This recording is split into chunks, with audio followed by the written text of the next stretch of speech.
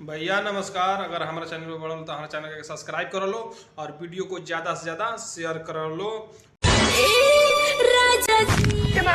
और देख लो। वायरल होके के चक्कर में कुछ लड़की अपन गोड़ हाथ तुरे के एकदम तैयार बाड़ी सन।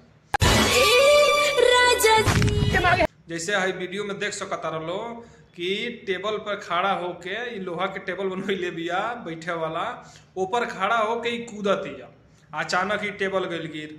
अब यही में देख लो एक इतना जोर से चोट लागल बा, लेकिन तबो एक नासा नाचे वाला नहीं खे उतरता। अगर एक गोड़ हाथ टूट जाई तब का होई? सब वायरल होके के नशा तो उतर गई लिंकर।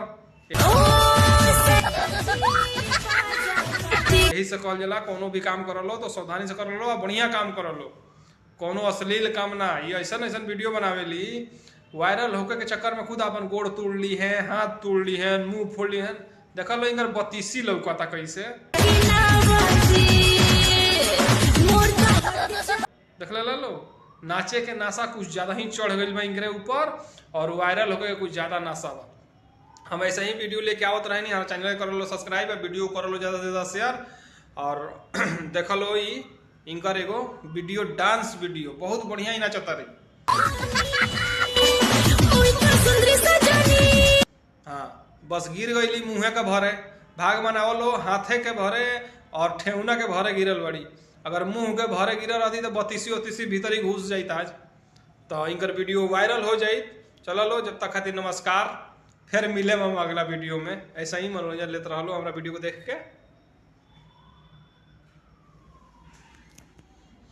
भैया नमस्कार। अगर हमारे चैनल पर बढ़ल तो हमारे चैनल के सब्सक्राइब कर लो और वीडियो को ज्यादा से ज्यादा शेयर कर लो और देख लो। वायरल होके के चक्कर में कुछ लड़की अपन गोड़ हाथ तुरे के एकदम तैयार बाड़ी सन। जैसे है वीडियो में देख सकता रहो कि टेबल पर खड़ा होके लोहा के टेबल बनवैले बिया बैठे वाला, ऊपर खड़ा होके कूदतिया, अचानक ही टेबल गल गिर। अब यही में देख लो एक इतना जोर से चोट लागल बा, लेकिन तबो एक नासा नाचे वाला नहीं खे उतरता। अगर एक गोड़ हाथ टूट जाई तब का होई? सब वायरल होके के नशा तो उतर गई लिंकर। यही से कहल जाला कोनो भी काम कर लो तो सावधानी से कर लो और बढ़िया काम कर लो, कोनो अश्लील काम ना। ये ऐसा ऐसा वीडियो बनावेली वायरल होके के चक्कर में खुद अपन गोड़ तोड़ ली है, हाथ तोड़ ली है, मुंह फोड़ ली है। देख लो इनकर बत्तीसी लौकता कैसे। देख लो नाचे के नासा कुछ ज्यादा ही चढ़ गई बा इनके ऊपर और वायरल होके कुछ ज्यादा नासा बा। हम ऐसे ही वीडियो लेके आवत रहे। हमारे चैनल कर लो सब्सक्राइब, वीडियो कर लो ज्यादा से ज्यादा शेयर और देख लो इनकर एगो वीडियो, डांस वीडियो बहुत बढ़िया ही नाचता रही। हाँ, बस गिर गई मुँहे के भरे, भाग मनावलो हाथे के भरे और ठेहुना के भरे गिरल बड़ी। अगर मुंह के भरे गिरल रहती तो बत्तीसी उतीसी भीतर ही घुस जाती आज, तो इनकर वीडियो वायरल हो जाये।